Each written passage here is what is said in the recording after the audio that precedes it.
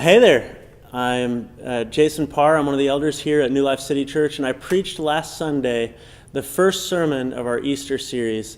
And one of the greatest things about the story that we come from today, is, in my opinion, is that it's very relatable. And so we were in the passage, Matthew in chapter 14, where he speaks with Peter. Actually, the disciples are out on the boat, and Jesus calls Peter out to him on the water. Peter walks on water, defying all the natural laws that we know. And then a great change happens. But the thing that I love, first of all, is that we talked about how Jesus immediately sent the disciples out to the boat. And one of the things that I didn't really have time to go into a ton of detail on was some of the circumstances behind it. We've barely talked about how Jesus sent them out, but the part that I left out was that by this point, these men who were followers of Jesus Christ were so ready to obey his every word, and that pointed to their understanding and their reality that this man was God. So they went out on this boat, and they were obedient to him, and they get out on the boat only to find that there was a lot of turmoil out there. And so I think that some of the relatability in that is that a lot of times I do things that I think, hey, I'm being obedient to the call of God. I'm going to be good. I'm going to do whatever he says. And then I get on the boat only to find that it's not all peachy like I thought it would be. So sometimes I'm sure that you and I both can relate to that, where it happens where we're saying to the Lord, I feel like I was faithful. I feel like I did what I was supposed to do here. And then all of a sudden hardship came. And it points out to us the reality that when Christ calls us to himself, he calls us to live life with him. And if that's true, then sometimes we're going to deal with some of the hardships of life, even as it means dealing with people not liking us, people potentially being mean to us, being rude to us. And in terms of sacrifice, we know that Jesus was obedient even to the point of death on a cross for the sake of his glory and what that meant for us as he called us to himself in that. But for us, sacrifice might look a little different. When Paul says in a lot of different places, and a lot of the apostles say something such as this, but in Galatians 2, Paul says, I'm crucified with Christ, and I no longer live, but Christ lives in me. It doesn't always necessarily mean that we all must die on a physical cross like Jesus did, but perhaps it means we must die to our selfish desires and die to our sinful ways for the sake of glorifying our King. Paul also says, and we pointed this out on Sunday, did we? Maybe we didn't. In Romans 12, he says, I urge you, therefore, brothers, in view of God's mercy, to present your bodies as living sacrifices.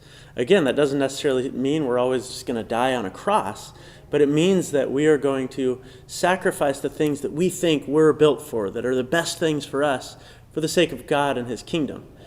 So that was relatable to me, and one thing that I just kind of wanted to point it out, that obedience to Christ may look a little bit different. We may get out on the boat and find that there's a storm at sea. Okay, so what does Peter have to do with us? How can we relate to the life of Peter? I find, Jacob, that the life of Peter is very relatable on a few different levels, not the least of which is that Peter feels a lot like me when I read him. He was pretty impulsive, which I find myself to be kind of impulsive sometimes. But his heart was almost always in the right place. He desired to follow Jesus with his whole heart, but his humanness got in the way sometimes. And I don't know if you relate to that, but I know that I do. And then it's just kind of funny because Peter was one of Christ's most beloved friends. And yet at one point, Jesus called him Satan. He said, "Get behind me, Satan," when he was arguing with them about the whole death and resurrection thing. And so I don't know that I would want to be called Satan by Jesus, but it didn't negate the fact that they were still friends, that they were still very dear, and he was still dear even after. And, Peter also, what was the other thing that I thought of? So on the boat, he's one of the first ones to recognize the identity of Christ when he says, instead of saying, I'm over here, he says, I am. And I don't, if you were listening to the sermon, you recognize that phrase being the Greek equivalent of the Hebrew phrase that he introduces himself to Moses with, saying, tell them I am. That's all he needed to share in order for Peter on the boat to go, oh, it's not a ghost, it's Jesus. And so he was the first to recognize the Lord. And then what does he say? He says, call me out to you on the water. And the importance of that moment, that exchange, I think, should not ever be missed, because Peter didn't run out on the water of his own strength. He didn't dive in the water and try to swim to Jesus. He said, if it's you, call me out on the water, because I know that you can give me the ability to do the impossible, to defy all odds. And so that's what he did. And then when Jesus points out his doubting later, which I have a feeling that you and I both would be tempted to doubt if we were standing out on the water, even if we're standing in front of Jesus, because the waves were high, the storm was raging. And Jesus pulled him up, and he said this phrase, basically, I know it's in there, why did you doubt? But I can't remember what he says before, but why did you doubt? It's not like he's really mad at him and he's saying, fine, you just sink because of your doubt. No, he pulled him up and reminded him, hey, I'm God. I've got this. And then he walks Peter back to the boat, and as soon as they step in the boat, everything changed. Peter was different. And so I find it very relatable in that, because how many times do I find myself, after having been obedient to God's call, standing on the boat in the middle of the storm and really just needing to hear the voice of God, to hear that he's with me. And that's exactly what God does in our midst. And that's why the character of Peter is relatable, and why the story found in Matthew 14 is relatable. And finally, I think that one final thing that we've kind of touched on today is that this idea of the comfort zone. What is it? How does Peter's going outside of his comfort zone, getting on the water, relate to ours? And that one, I think, is also very relatable, because if you're tracking with this, we're out on the boat because we've been faithful to God's plan. We're in the middle of the storm. We get out of the boat, and suddenly we find ourselves out of our comfort zone and in new territory.